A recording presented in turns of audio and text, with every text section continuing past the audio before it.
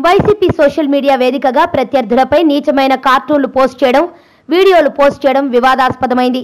రాజకీయంగా ఎన్ని విమర్శలు చేసినా అభ్యర్థనలు వ్యక్తం చేయని ప్రభుత్వం వ్యక్తిగత ప్రతిష్టకు భంగం కలిగే విధంగా ప్రవర్తిస్తే మాత్రం కఠిన చర్యలు తప్పవని హెచ్చరించింది. అందులో భాగంగానే ఏపీ సీఎం చంద్రబాబు లోకేష్ పైనే కాకుండా అసెంబ్లీపై, రాజధాని అమరావతిపై కూడా దూషణకు దిగుతూ కార్టూన్లు పోస్ట్ చేస్తున్న పొలిటికల్ పంచ్ అనే వైసీపీ అనుబంధ ఫేస్బుక్ పేజ్ పై ప్రభుత్వం కొరడా జడిపించింది. ఈ పేజ్ నిర్వాహకుడు ఎంటూరి రవికిరణ్ ను పోలీసులు అదుపులోకి తీసుకున్నారు. పోలీసులు అతన్ని విచారించగా విస్తుపోయే వాస్తవాలు వెలుగులోకి వచ్చాయి.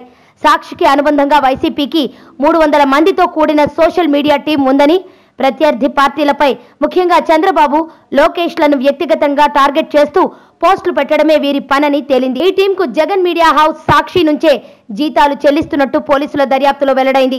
ఈ టీంలో పనిచేసే వారికి పెద్ద పెద్ద సాఫ్ట్వేర్ ఎంప్లాయీలకు కూడా రాని జీతాలు వీరికి క్యాష్ రూపేణా ఇస్తున్నారని కూడా తెలిసింది.